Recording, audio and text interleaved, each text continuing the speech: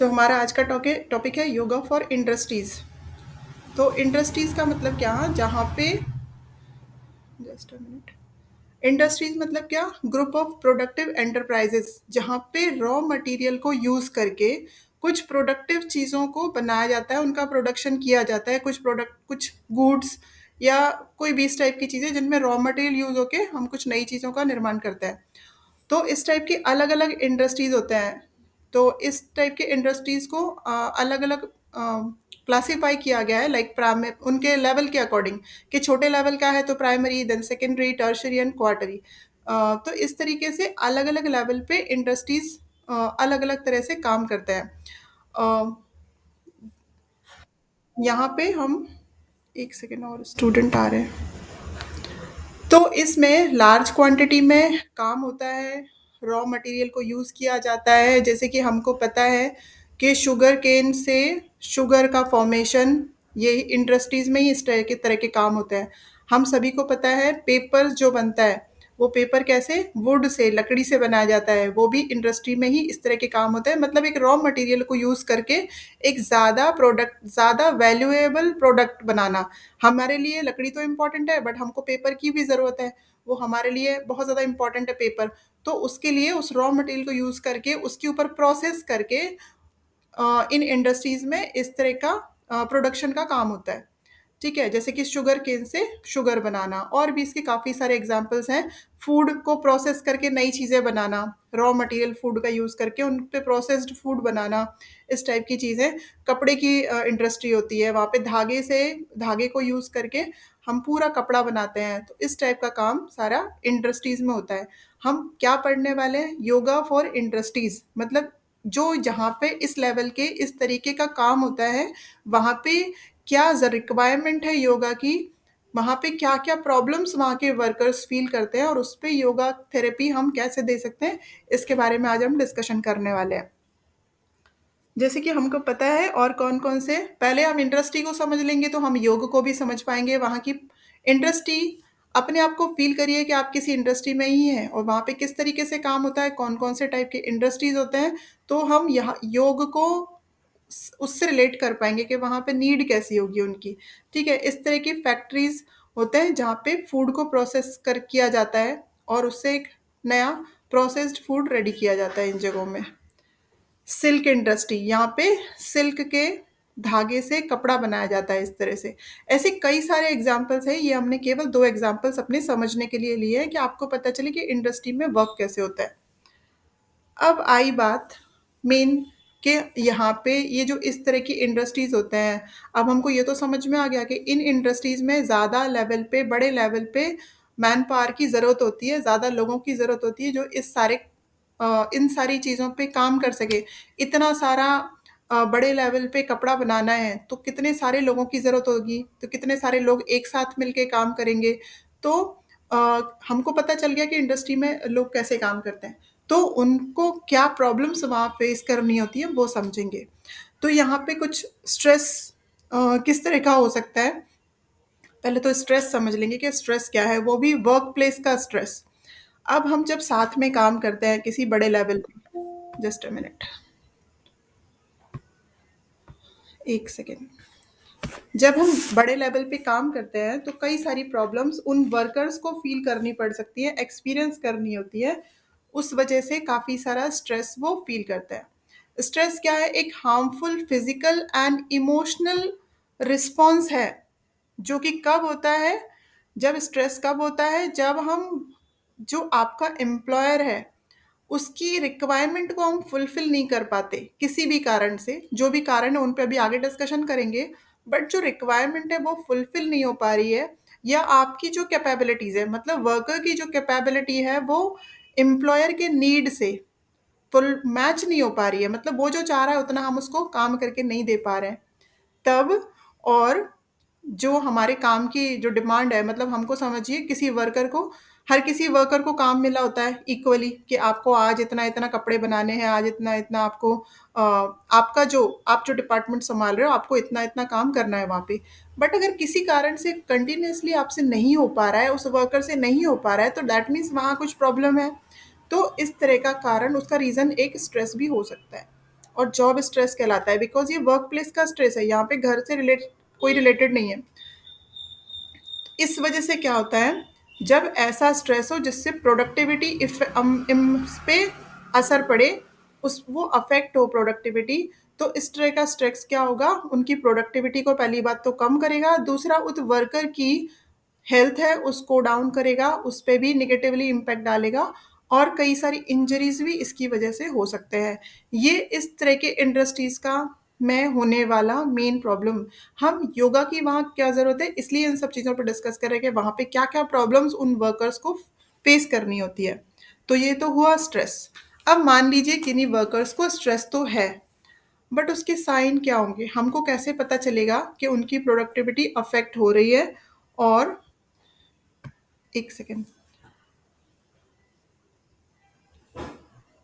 हाँ, तो अगर हमको ये तो पता चल गया कि स्ट्रेस है, उस कंपनी की, उस इंडस्ट्री की, उस फैक्ट्री की जो प्रोडक्टिविटी है वो पहले से कम हुई है, वहाँ के वर्कर्स खुश नहीं हैं, वहाँ पे काम प्रॉपर नहीं हो रहा है या काम में उतनी क्वालिटी नहीं है। ऐसा अगर उनके एम्प्लॉयर को समझ आ रहा है, तो कैसे पता चलेगा कि वो स्ट्रेस में है, पे जो वहाँ के वर्कर्स हैं, उनको किसी थेरेपी की ज़रूरत है। कैसे पता चलेगा? कैसे पता चलता है?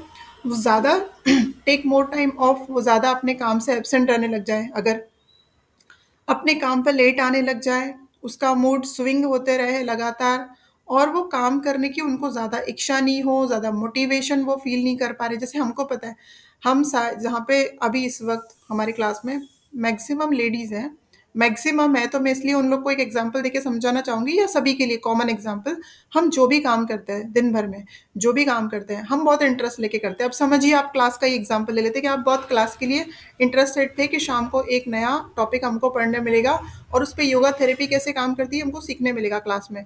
हम क्वेश्चन आंसर भी करेंगे तो क्लास भी इंटरेक्टिव बनेगा, तो आप बहुत इंटरेस्ट लेके कर रहे थे, ठीक है? क्यों है मोटिवेशन? ये आपका सेल्फ मोटिवेटेड हो आप सेल्फ मोटिवेटेड है पढ़ाई के लिए, बिकॉज़ आपने आगे उससे कुछ प्लानिंग कर रखी है कि मैं अच्छे से पढ़ूँ तो मुझे आगे पढ़ाना भी है, या फिर मुझे अप्लाई करना है, या फिर मुझे मेरे स्टूडेंट पे इन चीज़ों को अप्लाई करना है, तो आपके अंदर एक इंटरेस्ट, एक मोटिवेशन है।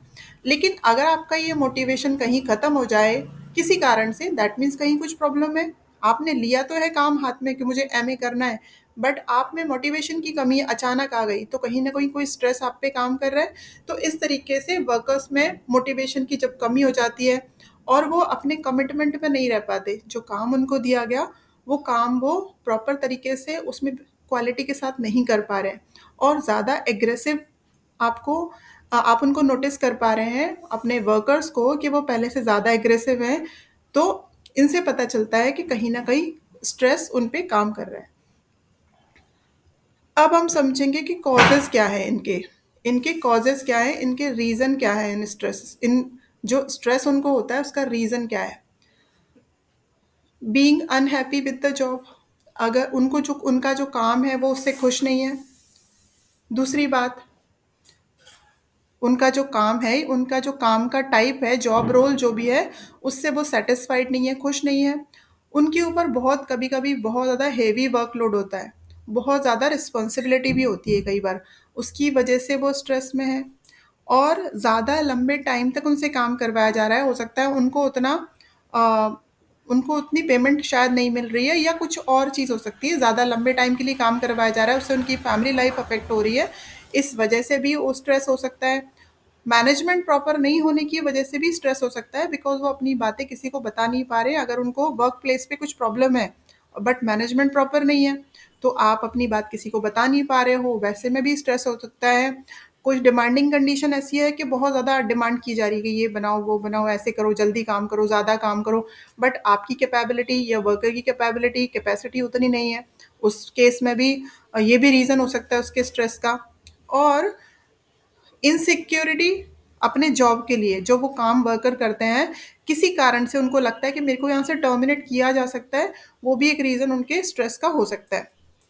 इसके अलावा वर्क प्लेस पे होने वाला डिस्क्रिमिनेशन, उनमें कोई भेदभाव किसी कारण से किया जाए या उनको बात-बात पे कोई कुछ बोले या कुछ पर्सनल कुछ ऐसी बातें हो जिसकी वजह से वहाँ का जो सराउंडिंग है, वहाँ का जो एटमॉस्फियर है उनके लिए हेल्दी नहीं रह पा रहा हो, तो काम अच्छा है, उनका जो सब कुछ ओके है, लेकिन वो वहाँ के एटमॉस्फेयर की वजह से उनको स्ट्रेस आ रहा है, उनका हैरेसमेंट या डिस्क्रिमिनेशन की वजह से वो वैसा फील कर रहे हैं अपने अंदर, तो ये भी कारण हो सकते हैं स्ट्रेस के।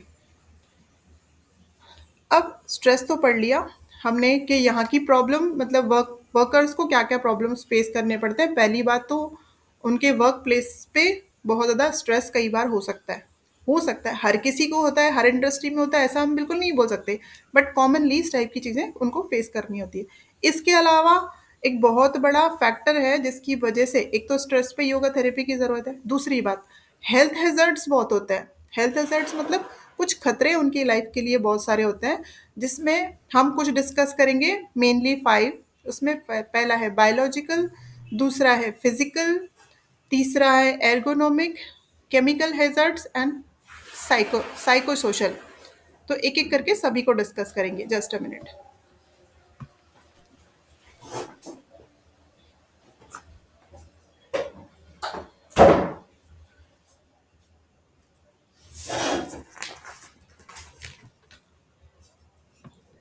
तो फर्स्ट इज बायोलॉजिकल। तो पहला जो है बायोलॉजिकल, वो क्या है, जब एक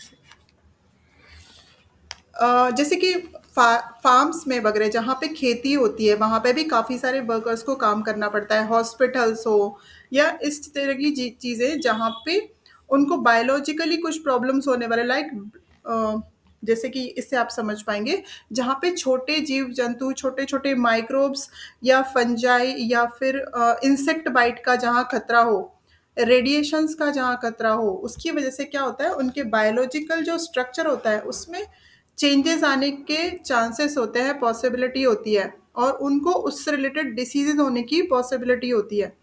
इसमें ब्लड में वो चीज़ मिक्स हो जाती है और उसकी वजह से उनको कई सारे डिसीजेज होने का खतरा होता है। तो इस तरह के बायोलॉजिकल हैज़र्ड्स होते हैं इस तरह के जगह पे जहाँ पे जैसे इंसेक्ट बाइट, माइक्रोब्स, एनिमल्स, इस तरह के, उससे क्या होता है, उनका जेनेटिकली मतलब जीन्स में कुछ मॉडिफिकेशन हो जाते हैं और आगे उनको डिसीजेज होने के चांसेस होते हैं। दूसरा, जैसे कि न्यूक्लियर प्लांट में जो वर्कर्स, जैसे हम एग्जांपल के लिए समझेंगे, न्यूक्लियर प्लांट्स जो होता है ना, आपको पता है, उसमें जो वर्कर काम करते हैं वो बहुत ज़्यादा हाई रिस्क पे होते हैं, बहुत ज़्यादा हाई रिस्क पे होता है। उनका रेडिएशन के कारण उनके बायोलॉजिकल स्ट्रक्चर, उनके सेल्स तक में बदलाव आ जाता है, उनकी सेल्स तक चेंज हो जाता है रेडिएशन की वजह से, और कई तरह के कैंसर भी इसकी वजह से उनको हो सकते हैं। अब वर्कर्स को क्या है, वो ज़्यादा बहुत ज़्यादा हाईली एजुकेटेड तो होते नहीं है, उनके पास मजबूरी होती है कई बार ऐसे काम करने की जहाँ पेमेंट कम है, बहुत ज़्यादा लेबर वाला काम है, वो उनको करना पड़ता है, तो वो लोग हाई रिस्क पे काम करते हैं इस तरह के। तो पहला खतरा, पहला जो हैजर्ड है वो बायोलॉजिकल हैजर्ड उनके लिए हुआ। दूसरा, द सेकेंड वन, फिजिकल। तो फिजिकल को समझेंगे, सॉरी जस्ट अ मिनट। इसमें हमने कुछ एग्जांपल्स ऑफ फिजिकल हैजर्ड्स देखा हुआ है, आप इसको देख के आप इसको समझ सकते हैं। जैसे कि कुछ ऐसा सरफेस हो जहाँ वो स्लिप हो जाए या गिर जाए, उनको फ्रैक्चर होने के चांसेस हो, इस तरह की कोई इंडस्ट्री जहाँ पे इस तरह से काम करना होता है कि जहाँ पे स्लिपरी सरफेस है और उनका पैर स्लिप होके उनकी उनको कोई इंजरी होने के चांसेस हो, कोई हार्मफुल सब्सटेंस के एक्सपोजर में आने के चांसेस हो, इलेक्ट्रिसिटी का कहीं खतरा हो कि उनको मतलब शॉक वगैरह ना लग जाए, इस टाइप की जगह पे जहाँ वो काम करते हैं। एक्सट्रीम टेम्परेचर, बहुत ज़्यादा गर्म टेम्परेचर में काम करना होता है इस तरह का, या फिर टॉक्सिक मटेरियल, इस तरह की जगह पे काम करते हैं। तो उनके क्या होता है, वर्कर्स की बॉडी को मतलब इस तरह में क्या होता है, डायरेक्टली टच किए बिना भी बॉडी वो चीज़ बॉडी में जा सकती है। जैसे कि बहुत, जैसे हमने अभी टेम्परेचर की बात की, ऐसे ही उनको हाई नॉइस में बहुत ज़्यादा वॉल्यूम जहाँ होता है, कुछ तेज़ आवाज़ के बीच में लगातार काम करते रहते हैं, तो उनकी सुनने की क्षमता भी कई बार कम हो जाती है। तो इस तरह का ये दूसरा उनके लिए हेल्थ हज़ार्ड है वो। और उनके जैसे कि कई जगह पे सन रेज़, बहुत ज़्यादा धूप में उनको लगातार धूप में काम करना है, लेबर को या वो वर्कर्स को। तो बहुत ज़्यादा धूप में काम करने के वजह से सन रेज़ उनके बॉडी में एंटर होने से भी कई बार उनको कुछ-कुछ प्रॉब्लम्स हो सकते हैं। और या फिर हाई और ज़्यादा ज़्यादा हाई टेम्परेचर में या फिर लो टेम्परेचर में काम करना, दोनों ही उनके लिए हानिकारक है।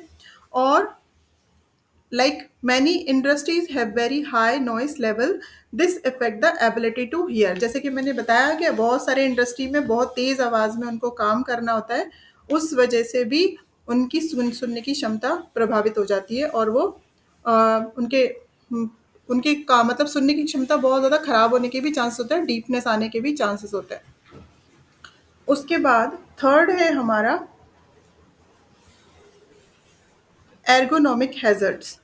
मतलब ये होता है, फिजिकल तो हमने समझ लिया कि फिजिकली किसी चीज़ से किसी डिफॉर्मिटीज़ का आ जाना।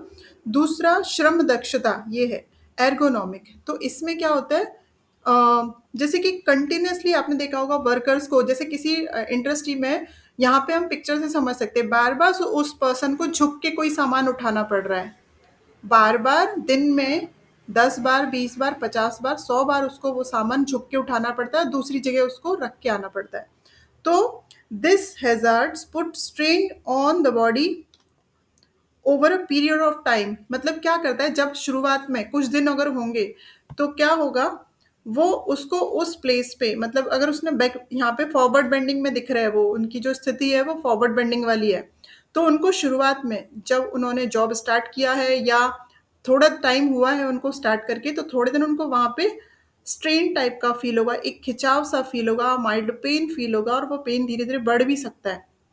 बट अगर फिर क्या होता है, अगर उन्होंने उस काम को नहीं छोड़ा, अपनी जो जॉब रोल है उसको चेंज नहीं किया, उसी चीज को वो बार बार, उसी मूवमेंट को वो बार बार लगातार करते रहे, तो वहां पे एक परमानेंटली कोई इंजरी भी उनको हो सकती है। तो क्या होगा, थोड़े दिन के लिए तो क्या होगा, स्टार्टिंग में उनको क्रैम्प या घाव या स्वेलिंग, इस टाइप की चीज़ें एक ही मूवमेंट से या फिर एक ही तरीके से खड़े रहने से या फिर एक ही तरीके से बैठे रहने से कोई उनको स्टार्टिंग में क्रैम्प या कुछ स्वेलिंग या ऐसे छोटे सिम्टम्स दिखेंगे। बट अगर लंबे टाइम तक, लॉन्ग टर्म तक वही चीज़ रिपीटेडली उसी पोजीशन में होते रहे, या तो वो मूवमेंट हो सकती है या वो कोई पोजीशन हो सकती है, हो सकता है उनको बैठे बैठे काम करना पड़ता है, किसी को खड़े खड़े ही बहुत देर काम करना पड़ता है। ऐसे भी हमने देखे हैं केसेस, जैसे कि किसी, हमने देखे स्टोर्स वगैरह जनरली होता है, वहाँ पे जो सेल्स पर्सन होते हैं, जितने भी बॉयज़ गर्ल्स जो भी काम करते हैं, उनको बैठने की परमिशन नहीं होती है, उनको बोला जाता है कि आप पूरे टाइम अटेंड करेंगे कस्टमर्स को और आपको बैठना नहीं है बिल्कुल भी। तो ऐसे मैंने पर्सनली भी काफ़ी सारे लोग देखे जिनको वेरिकोज वेन्स का प्रॉब्लम हो गया, क्योंकि उनकी लगातार स्टैंडिंग पोजीशन में उनका ब्लड फ्लो अपोजिट डायरेक्शन में हुआ ही नहीं, और वो कोई फिजिकल मूवमेंट्स, कोई फिजिकल एक्सरसाइज, योग या दूसरे अदर एक्सरसाइज भी वो लोग नहीं करते थे, इसलिए वो प्रॉब्लम बढ़ते चले गई। और उन्होंने उस, जैसे कि बताया, स्टैंडिंग पोजीशन में ही काफ़ी देर हो अगर आप, तो हम क्या करते हैं, योग में हम सारे तरह के आसन करते हैं, जिससे कि हमारा ब्लड सर्कुलेशन हर डायरेक्शन में होता है। हम कभी कभी विपरीत करनी भी करते हैं, हलासन सर्वांगासन भी करते हैं, जिससे कि हमारी बॉडी में ब्लड का फ्लो अपोजिट डायरेक्शन में होना भी बहुत ज़रूरी है, हमको पता चल गया है। बट जो वर्कर्स होते हैं उनको इतना नॉलेज नहीं होता कि हम इस चीज़ को कैसे ठीक कर सकते हैं योग थेरेपी के थ्रू। तो यहाँ पे हम समझ रहे हैं कि उनको प्रॉब्लम किस किस वजह से आ सकती है। तो देखिए, वो वर्कर को झुक के बार बार कोई चीज़ उठाना पड़ रहा है, रखना पड़ रहा है। पहली वाली पिक्चर में ऐसे बताया हुआ है, दूसरे पिक्चर में उसके लिए उन्होंने एक सोल्यूशन निकाला है कि वो जो जिस कंटेनर में वो रख रहे थे, उस कंटेनर को ही थोड़ा सा टिल्ट किया हुआ है, जिससे कि उनको ज़्यादा झुकना ना पड़े, ज़्यादा फॉरवर्ड बेंड ना करना पड़े, अदरवाइज उनके स्पाइन में प्रॉब्लम आने के चांसेस हैं। एंड और ये पोजीशन, अगर जैसे कि अगर उन्होंने सोल्यूशन तो यहाँ दिखाया हुआ है, लेकिन हर कोई तो नहीं करता ऐसे सोल्यूशन, ऐसा कोई वे आउट तो नहीं निकालेगा, जो है वहाँ वैसे काम चल रहा है, मशीनरीज की कमी है, तो मैनुअली ही वो काम चल रहा है समझ लीजिए। तो क्या हुआ होगा, that can lead to long term injury and illness. उससे क्या होगा, एक लॉन्ग टर्म इलनेस या फिर इंजरी उस पर्सन को, उस वर्कर को होने के चांसेस होते हैं, क्योंकि उनको पता भी नहीं है कि योग थेरेपी या कोई एक्सरसाइज से मुझे ऐसे फ़ायदा हो सकता है। उनको तो डेली आना है, सुबह 9 बजे से आके रात को 10, 9, 8 जो भी उनका टाइमिंग है, उतने बजे तक उनको बार-बार वो मूवमेंट करनी है।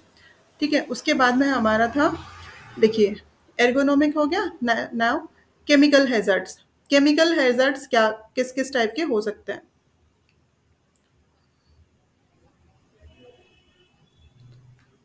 केमिकल हैज़ार्ड्स को समझ लेते हैं। ये फिज़िकल है, साइको सोशल है, ठीक है। केमिकल हैज़र्ड्स को हम समझ लेते हैं, इसी पिक्चर को रहने देते हैं।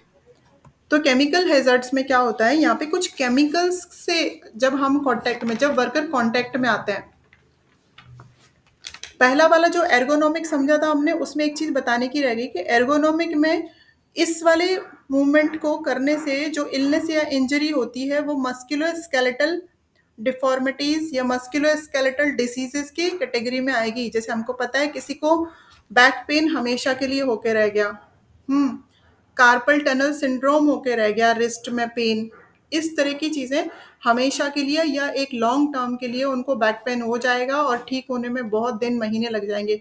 डिपेंड करेगा कि वो काम को कितने टाइम से वो कर रहे थे।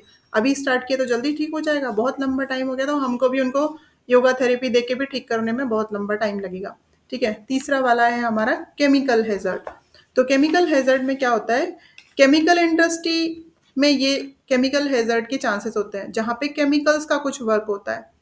और केमिकल्स हमको पता है कि बहुत मतलब टॉक्सिक टॉक्सिक हो सकता है हमारे लिए कुछ केमिकल्स, जिसके लिए बहुत अच्छा एग्जाम्पल है कि आप सभी को पता होगा भोपाल गैस कांड के बारे में, सभी को पता होगा।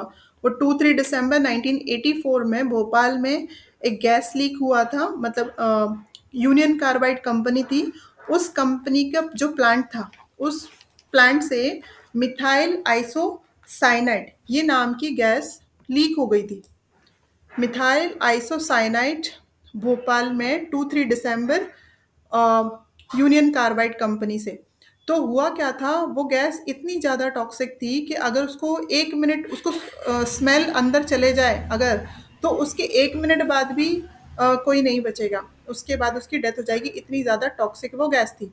तो उस वो जब उससे लीक हो गई थी, उसके पहले जब ये वाली घटना हुई थी, ये वाला जब इंसिडेंट हुआ, तो उसके पहले भी वहाँ पे लापरवाही की वजह से 1-2 बार वो लीक हुई थी, बट वहाँ पे उन्होंने ज़्यादा ध्यान नहीं दिया, वो केमिकल इंडस्ट्री में। उनको ध्यान देना चाहिए था, बट उनको नहीं पता था कि वो चीज़ इतने बड़े लेवल पे हो सकती है।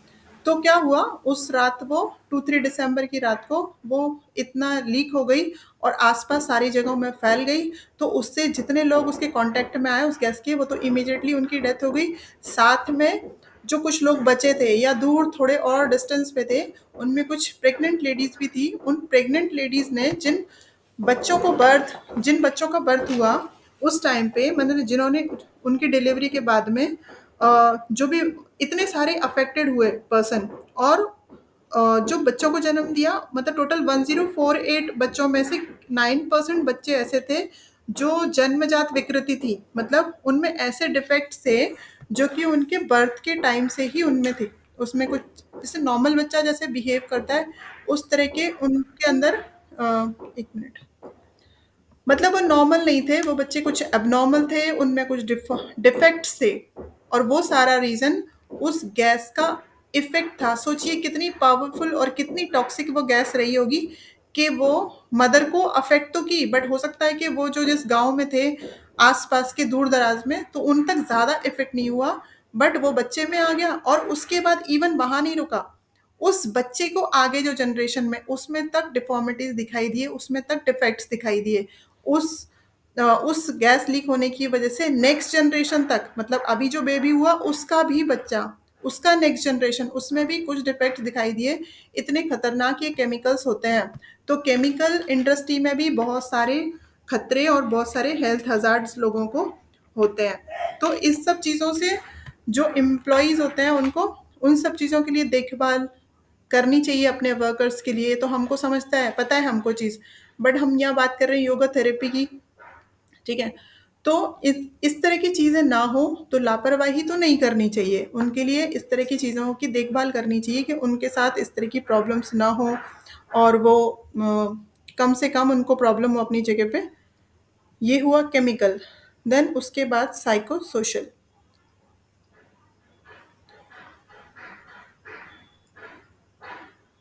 साइको सोशल हैज़र्ड्स इसमें देखिए, साइको सोशल हैज़र्ड्स में क्या-क्या चीज़ें हैं? तो जैसे कि आप देख पा रहे हैं यहाँ पे वर्क डिमांड, बहुत ज़्यादा, जैसे कि काम बहुत ज़्यादा एक्सपेक्टेड है। एम्प्लॉय को वर्कर से बहुत ज़्यादा काम एक्सपेक्टेड है। क्यों? क्योंकि उसने कोई एक टारगेट रखा हुआ है, उसको किसी को वो काम कंप्लीट करके देना है, तो वो काम कौन करेगा? अल्टीमेटली वर्कर से करवाएँगे, है ना? अब इतनी बड़ी, जैसे हमने सिल्क इंडस्ट्री देखी थी अभी, तो सिल्क इंडस्ट्री में कितना सारा कपड़ा बनता है, ठीक है? जो ओनर है, जो मालिक है, उसने तो ऑर्डर ले लिया, एक्सेप्ट कर लिया, काम तो वर्कर्स ही करेंगे।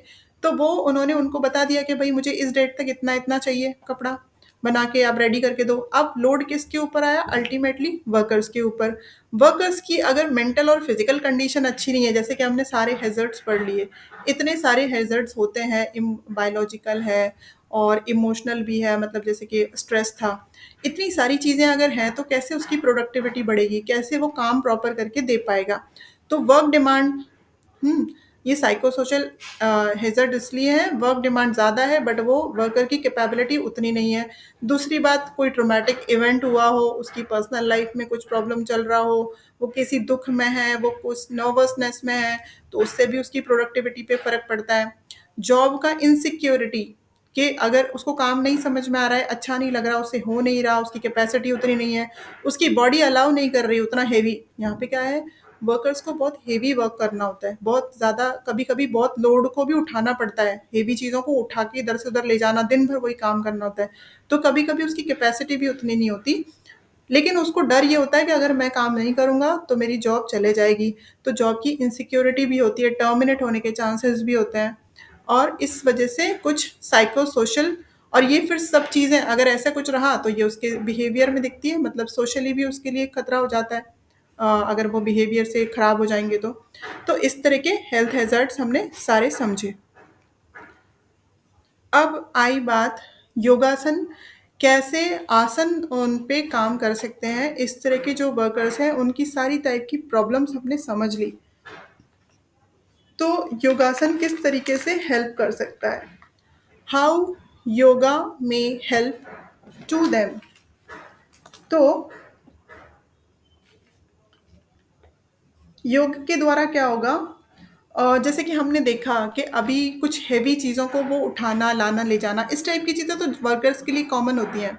बहुत हेवी वर्कलोड वाला काम उनके लिए वहाँ कॉमन होता है। तो योगा क्या करता है? उनके फिज़िकल स्ट्रेन को पहली बात तो रिड्यूस करता है, क्योंकि उनको बहुत ज़्यादा हेवी वर्क करना होता है। तो उनका जो फिज़िकल स्ट्रेन है, वो कम करेगा। उसके बाद उनकी स्ट्रेंथ और फ्लेक्सिबिलिटी को योग इम्प्रूव करेगा। उनकी जो भी अ, अगर समझिए, ऐसे एक कंपैरिजन मान के चलते हैं, एक नॉर्मल पर्सन, नॉर्मल मतलब एक पर्सन ऐसा है जो कभी कोई ऐसे मोमेंट्स, फिजिकल एक्सरसाइजेस कुछ भी नहीं करता, और दूसरा पर्सन है जो डेली योग वगैरह रेगुलरली कर रहा है। तो आपको तो पता है ना, किसकी एफिशिएंसी ज़्यादा रहेगी? जो योग करेगा उसकी एफिशिएंसी ज़्यादा रहेगी। तो क्यों? क्योंकि उसका इम्यूनिटी बूस्ट हुई है योग की वजह से, उसका माइंड स्टेबल है, वो हर चीज़ के लिए मेंटली तैयार है। बट जो दूसरा पर्सन है, उसकी बॉडी उतनी फ्लेक्सिबल भी नहीं है, साथ में उसकी बॉडी रिजिड भी है, उस पे मेंटल प्रेशर भी बहुत ज़्यादा है। तो इस वजह से क्या होता है, उनको वो लोग जल्दी स्ट्रेस ले लेते हैं, जल्दी वो लोग डाउन हो जाते हैं। बट योग वाला पर्सन जल्दी, उसका एक, जैसे हमने कल भी डिस्कस किया था, उनका लुकआउट थोड़ा चेंज हो जाता है लाइफ को लेके। वो सेल्फ एक्सेप्टेंस रखते हैं हर चीज़ के लिए। तो योग क्या करेगा? उनकी स्ट्रेंथ और फ्लेक्सिबिलिटी को इंक्रीज़ करेगा, और उसके अलावा बॉडी का बैलेंस और कोऑर्डिनेशन को भी इम्प्रूव करेगा। बॉडी में बैलेंस एंड कोऑर्डिनेशन को भी योग इम्प्रूव करेगा। एंड अपार्ट फ्रॉम दैट, उनके स्ट्रेस और एंग्जायटी लेवल को कम करेगा, डिक्रीज़ करेगा, और जो कि उनके जॉब का सबसे बड़ा हाई रिस्क पे होता है, वो इसी वजह से, अपने स्ट्रेस की वजह से। और उनका जो जॉब है, इतने सारे जो हैज़र्ड्स हैं, अगर उनमें अगर योग साथ में ऐड ऑन कर दिया जाए, तो सारे के सारे हैज़र्ड्स में थोड़ी कमी आ सकती है, क्योंकि उनका इम्यूनिटी अच्छा होगा, उनकी बॉडी ज़्यादा कैपेबल हो जाएगी हर काम को करने के लिए। So yoga can be a valuable tool for individuals in high risk industries. तो इस वजह से योगा क्या है? एक वैल्यूएबल टूल है इंडस्ट्रीज़ के लिए, जहाँ पे हाई रिस्क पे वर्कर्स को काम करना होता है। तो योगा एक गिफ्ट है, ऐसे बोल सकते हैं। क्या करेगा योगा? क्या-क्या चीज़ें इंक्रीज़ करेगा? उनकी एनर्जी को, कॉन्फिडेंस को इंक्रीज़ करेगा, उनके पोस्चर को इम्प्रूव करेगा, ब्रीदिंग की कैपेसिटी इंक्रीज होगी, मतलब लंग्स की कैपेसिटी इंक्रीज होगी, वो बीमार कम पड़ेंगे। प्रज्ञा जी माइक म्यूट कर लीजिए। वो बीमार कम पड़ेंगे, क्रिएटिव ज़्यादा हो जाएँगे। क्रिएटिव ज़्यादा होने से वर्किंग में क्या फ़ायदा है? हम जब भी क्रिएटिव होते हैं, तो हम अच्छा और अच्छा काम करने की कोशिश करते हैं, ज़्यादा क्रिएटिविटी के साथ में। मतलब ऐसे ही नहीं कि बस बोरिंग एक ही चीज़ को करे जा रहे हैं, हमको पता ही नहीं है कि हम क्यों कर रहे हैं। बट जब मेंटली स्टेबल होते हैं, तो हम किसी भी चीज़ को प्रोडक्टिविटी के साथ, क्रिएटिविटी के साथ करने की कोशिश करते हैं, तो प्रोडक्टिविटी भी इंक्रीज़ होती है ना? और एग्रेशन कम हो जाएगा योग की वजह से, क्योंकि उसमें मेडिटेशन भी होगा, उसमें प्राणायाम भी होंगे, तो उनका एग्रेशन का लेवल कम हो जाएगा और वहाँ का एटमॉस्फेयर हेल्दी रहेगा वर्क प्लेस का, क्योंकि सारे के सारे जितने भी वर्कर्स हैं वो मेंटली स्टेबल हैं, वो फिजिकली स्टेबल हैं, तो वहाँ का एटमॉस्फेयर अल्टीमेटली बहुत हेल्दी हो जाएगा। उसके बाद उनका स्ट्रेस लेवल को कम करेगा, उनके फोकस को इंक्रीज करेगा, उनके मेंटल क्लैरिटी आ जाएगी कि हमको काम क्यों, किस तरीके से करना है, सारी चीज़ें। और उसके अलावा उनकी ओवरऑल बॉडी फिटनेस को, उनकी हेल्थ को वो बहुत अच्छा पॉजिटिवली इम्पेक्ट करेगा। उसकी वजह से क्या होगा, एम्प्लॉय का अल्टीमेटली प्रोडक्टिविटी इंक्रीज हो जाएगी और वो भी खुश हो जाएंगे एम्प्लॉयज़ के, उनके वर्कर्स हेल्दी हैं, अच्छा काम कर रहे हैं। वो जो कॉन्ट्रैक्ट लेंगे, वो जो भी ऑर्डर लेंगे, तो उनका काम टाइम पे होगा, काम अच्छा होगा, उनको ज़्यादा ऑर्डर मिलेंगे, उनको ज़्यादा डिमांड होगी उनके प्रोडक्ट की मार्केट में, क्योंकि उनकी क्वालिटी मेंटेन हो रही है। तो इस तरीके से बहुत सारे बेनिफिट्स योग की वजह से इंडस्ट्री के वर्कर्स को हो सकते हैं योग आसनों से। उसके बाद हम बात करेंगे मेडिटेशन की। आसन क्या कर रहे थे, थोड़ा फिजिकली वर्क कर रहे थे, जैसे कि हमने कल भी समझा था कि मेडिटेशन, प्राणायाम, ये हमारे अंदर के कोशों पे काम करते हैं। जैसे कि हर ह्यूमन का 5 कोशास होता है, पंचकोशा होता है। तो मेडिटेशन और प्राणायाम हमारे अन्य कोशा के अंदर के कोशों पे काम करते हैं, इसलिए हमारी बॉडी, हम मेंटली जल्दी हील होना स्टार्ट कर देता है। हमारी फिजिकली बॉडी बाद में तब अच्छी दिखती है जब हम अंदर से खुश हों, जब हम अंदर से रिलैक्स हों। तो मेडिटेशन और प्राणायाम क्या करते हैं, अंदर के कोशों पे काम करके, अंदर के शेद पे काम करके हमारी बॉडी को सेलुलर लेवल पे जाके हेल्दी बनाते हैं। तो मेडिटेशन क्या करेगा, उनमें वर्कर्स में क्या रोल रहेगा, उनके स्ट्रेस, एंग्जाइटी और नेगेटिव इमोशंस को वो रिड्यूस करेगा। नेगेटिविटी तो होती है हर वर्कर को, कभी उनको काम पसंद नहीं आता, कभी उनको मैनेजमेंट पसंद नहीं आता, या सब कुछ अच्छा हो तो उनका खुद का एटीट्यूड ही नेगेटिव होता है।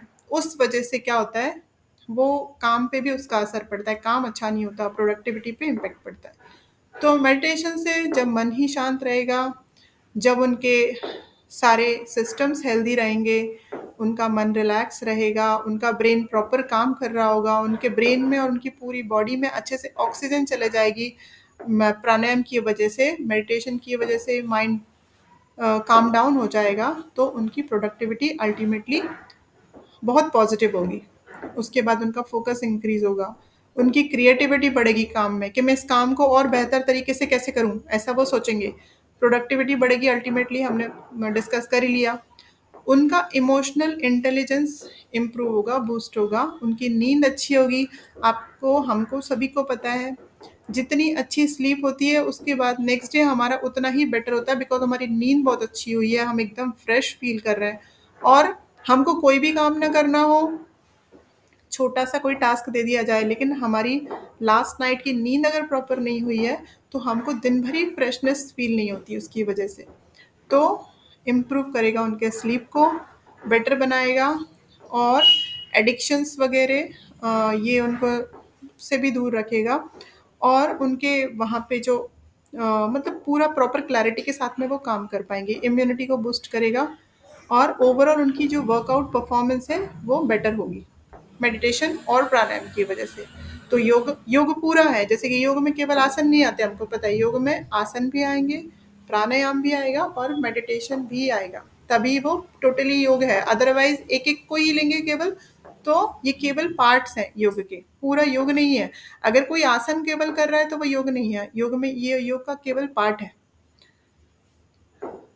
अब उनको योगा प्लान में हम क्या एक बेसिक प्रोटोकॉल हम उनको दे सकते हैं, जिससे उनकी हर एक चीज़ को हमको ध्यान रखना पड़ेगा, कौन-कौन सी चीज़ों को माइंड में रखना है, वो सब हमने डिस्कस कर लिया कि उनका स्ट्रेस लेवल बहुत हाई है वहाँ पे, बिकॉज़ वो बहुत ज़्यादा एक टॉक्सिक एनवायरनमेंट में काम कर रहे हैं, केमिकल इंडस्ट्री में अगर है। आपको ये भी पता है कपड़े की जो इंडस्ट्री होती है, वहाँ पे डस्ट पार्टिकल्स भी उनके लंग्स में जाते हैं, उसकी वजह से भी उनको काफ़ी सारे डिसीज़ेज़ होते हैं। अब उनको तो पता ही चल जाती हैं धीरे-धीरे सब बातें कि मैं बहुत हाई रिस्क पे हूँ, लेकिन फिर भी उनको काम करना होता है उस जगह पे।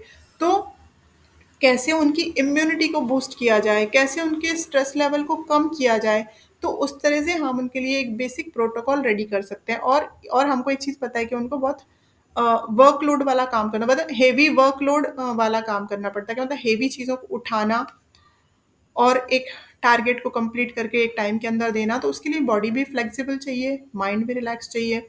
तो जैसे सूर्य नमस्कार है, ये क्या करेगा, उनकी बॉडी की ओवरऑल फिटनेस को, उनकी फ्लेक्सिबिलिटी को और साथ में स्ट्रेंथ को इंक्रीज करेगा। सूर्य नमस्कार से स्ट्रेंथ इंक्रीज होता है बॉडी का, बॉडी में जो वीक होती है ना बॉडी, उसको वो बहुत स्ट्रांग बनाता है सूर्य नमस्कार।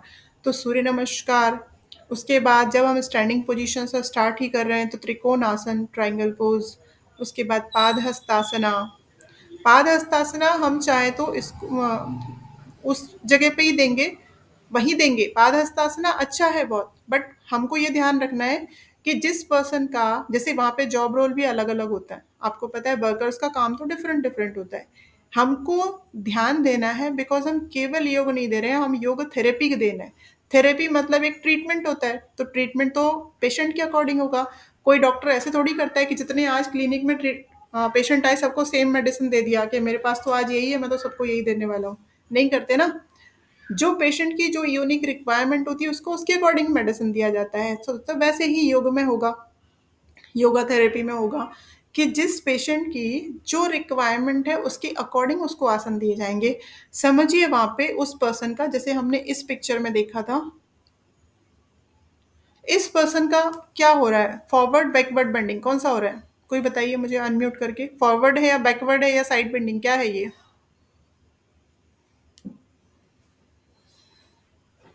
हेलो, मेरा वॉइस क्लियर है?